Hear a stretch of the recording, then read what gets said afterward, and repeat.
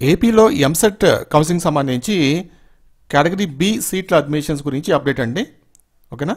So ఎవరైతే category B సీట్లకి apply చేసుకోవాలనుకుంటున్నారో ఆన్లైన్లో website నుంచి ఈ వీడియోలో మనము ఆన్లైన్ రిజిస్ట్రేషన్ ఎలా చేసుకోవాలి, వెబ్ ఆప్షన్స్ ఎలా ఇవ్వాలి, అలాగే మీ ఫీజు అనేది ఎలా పేమెంట్ చేయాలి, స్టెప్ బై స్టెప్ ప్రాసెస్ ఉంటుంది ఈ వీడియోని కంప్లీట్గా చూడండి.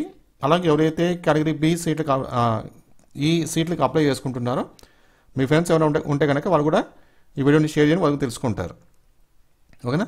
సో ఇందులో మనకు వెబ్సైట్లో ఒక 3 స్టెప్స్ అయితే ఉంటాయి. స్టెప్ 1 రిజిస్ట్రేషన్ చేసుకోవడం, స్టెప్ 2 వెబ్ ఆప్షన్స్ ఇవ్వడం, స్టెప్ 3 మీరు ఫీజు అనేది పేమెంట్ చేయడం. సో 1 by 1 మీరు చేసుకోవాలన్నమాట. చూడండి, ఇక్కడ ఫస్ట్ మనం ఈ వెబ్సైట్ ఓపెన్ చేసుకోవాలి.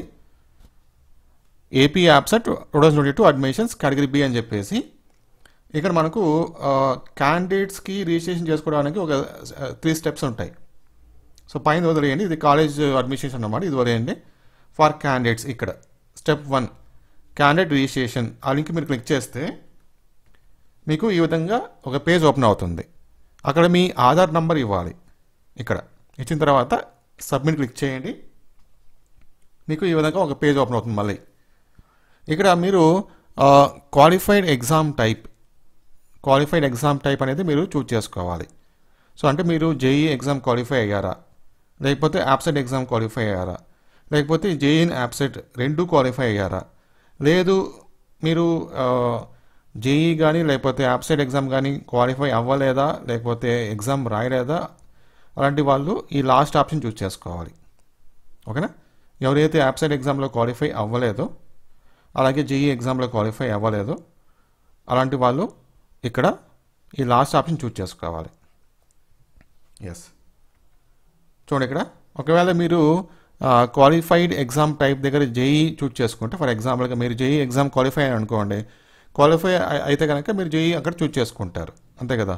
అలాంటప్పుడు మీకు ఇక్కడ జేఈ 2022 హాల్ టికెట్ నెంబర్ అడుగుతుంది, ఇవ్వాలి. అలాగే జేఈ ఆల్ ఇండియా ర్యాంక్, మీకు జేఈ ఎగ్జామ్లో ఆల్ ఇండియా ర్యాంక్ ఎంత వచ్చింది ఇక్కడ మెన్షన్ చేసుకోవాలి.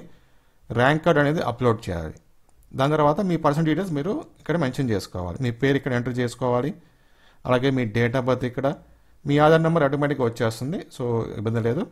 ఇక్కడ అప్లోడ్ ఏ ఫోటో, మీ ఫోటోగ్రాఫ్ ఇక్కడ మీరు అప్లోడ్ చేసుకోవాలి. మీ జెండర్, మీ ఫాదర్ నేమ్, ఈమెయిల్ ఐడి, తర్వాత క్యాస్ట్ కేటగిరీ, ఇక్కడ క్యాస్ట్ కేటగిరీ ఇక్కడ మీరు చూస్ చేసుకోవాలి. రీజన్ ఏంటి, మీ అడ్రస్ ఇక్కడ మెన్షన్ చేయాలి, మీ మొబైల్ నెంబర్ ఇక్కడ ఇవ్వాలి. ఓకేనా. సో ఇంకా ఫ్యూచర్లో మీకు ఈ కేటగిరీ బి అడ్మిషన్ సంబంధించి అప్డేట్స్ అనేది ఇక్కడ ఇచ్చే మొబైల్ నెంబర్కి వస్తాయన్నమాట. ఇక్కడ ఇచ్చే మొబైల్ నెంబర్కి కానీ ఇక్కడ ఇచ్చే మీరు ఈమెయిల్ అడ్రస్ కానీ ఎప్పటికప్పుడు మీకు అప్డేట్స్ అయితే వస్తూ ఉంటాయి. నెక్స్ట్ ఈ పర్సనల్ డీటెయిల్స్ ఎంటర్ చేసిన తర్వాత మీరు ఇంటర్మీడియట్ సంబంధించి intermediate hall ticket number enter చేయాలి. తర్వాత బోర్డు, సో ఇంటర్మీడియట్ అనేది మీరు ఏ బోర్డులో పాస్ అయ్యారు, టీఎస్ ఇంటర్మీడియట్ బోర్డా, లేకపోతే ఏపీ ఇంటర్మీడియట్ బోర్డా, లేకపోతే సిబిఎస్ఈ, లేకపోతే ఐసిఎస్ఈ అయినా చూస్ చేసుకోవాలి. ఎంటర్ చేసిన తర్వాత ఇక్కడ చూస్ బ్రాంచ్, అంటే మీకు ఏ కోర్సులో సీట్ కావాలి ఇక్కడ మీరు చూస్ చేసుకోవాలి. మీకు స్క్రోలింగ్ వస్తుంది ఇక్కడ. సో మీకు ఏ కోర్సులో సీట్ కావాలో ప్రిఫరెన్స్ వైజ్గా మీరు చూస్ చేసుకోవచ్చు.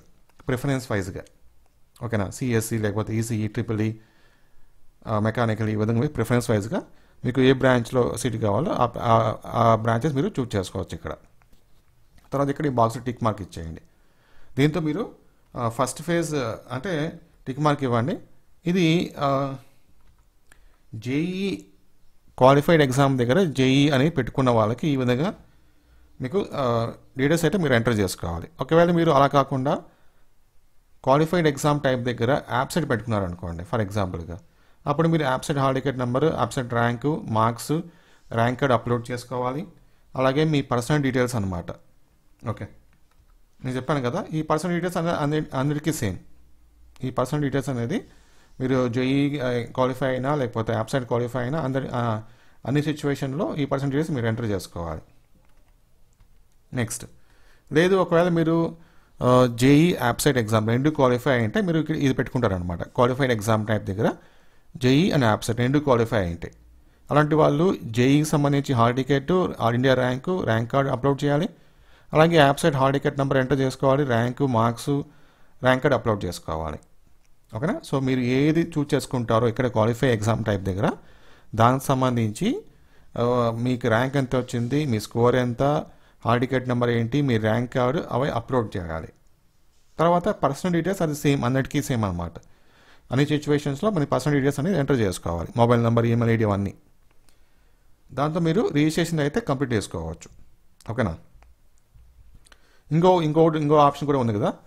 ఒకవేళ మీరు జేఈ కానీ లేకపోతే యాప్సెట్ ఎగ్జామ్ కానీ క్వాలిఫై కాకపోతే ఇప్పుడు మీరు ఇక్కడ ఏం పెట్టుకుంటారు, క్వాలిఫైడ్ ఎగ్జామ్ టైప్ దగ్గర ఇంటర్మీడియట్ ఈక్వలెంట్ అని పెట్టుకుంటారు.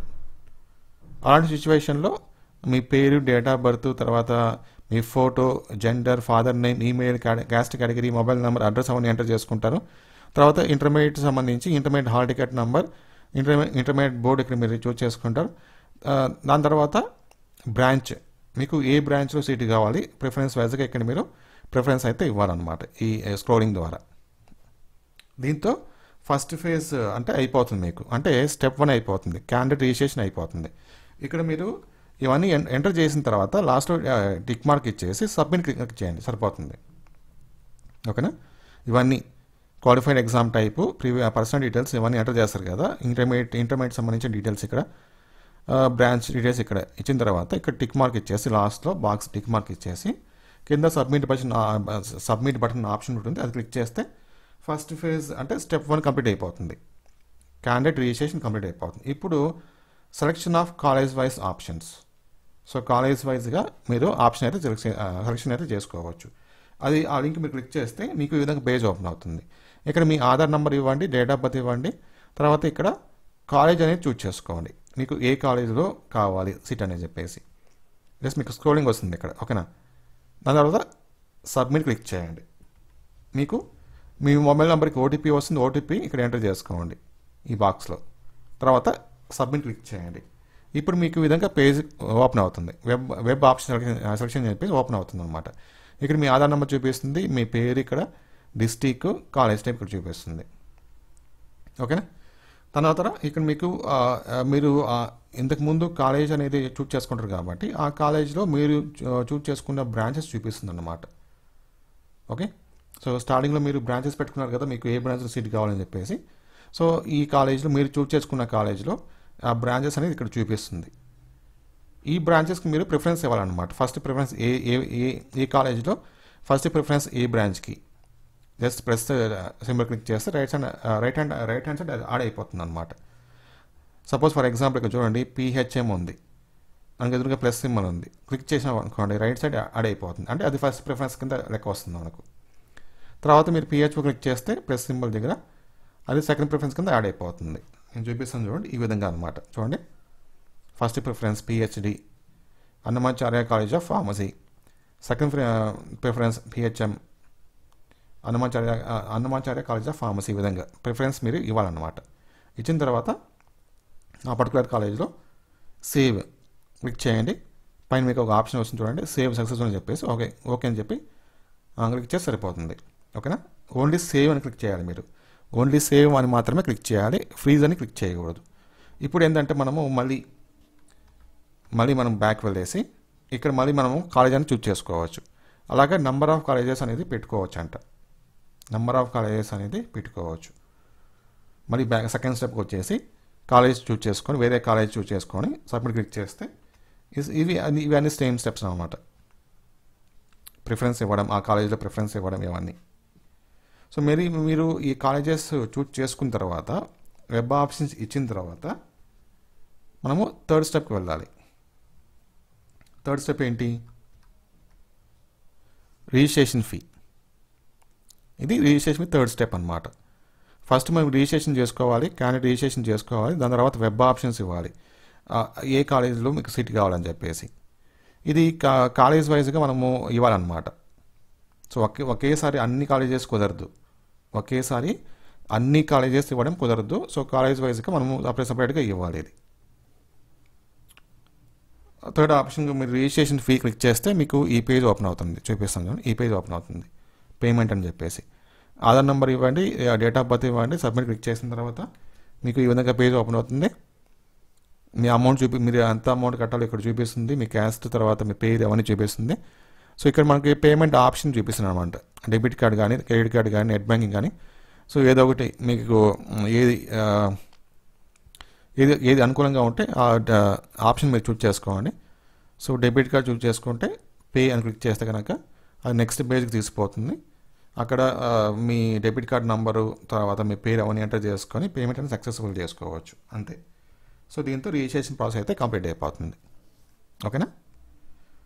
ఎస్. ఇక్కడ నేను చెప్పాను కదా మీకు నంబర్ ఆఫ్ కాలేజెస్ యాడ్ చేసుకోవచ్చు అని చెప్పేసి. ఇక్కడ చూడండి, ఈ స్టెప్ మీరు ఎన్నిసార్లు చేసుకోవచ్చు. ఇక్కడ చూడండి, ఇక్కడ క్లియర్గా మెన్షన్ చేస్తారు. క్యాండిడేట్స్ సెకండ్ పాయింట్ చూడండి, candidates save the options and revisit web option page. So మీరు ఇక్కడ సేవ్ చేస్తారు కదా, ఈ ఆప్షన్ ఇచ్చిన తర్వాత సేవ్ క్లిక్ చేస్తారు కదా, సేవ్ అని క్లిక్ చేస్తారు. మళ్ళీ మీరు బ్యాక్ వచ్చేసి సెకండ్ స్టెప్కి వచ్చేసి మళ్ళీ క్లిక్ చేసుకొని ఇంకొక కాలేజ్ మీరు యాడ్ చేసుకోవచ్చు. ఇంకొక కాలేజ్, అది సెకండ్ పాయింట్ మీనింగ్ అనమాట. Candidates save the options and revisit the web option page to add or modify. మీరు యాడ్ చేసుకోవచ్చు లేకపోతే మాడిఫై చేసుకోవచ్చు. The options or to change the order of sequence before the last date. ఓకేనా? So ఈ విధంగా మీరు చేసుకోవచ్చు. ఒకసారి ట్రై చేయండి ఇది. Thank you.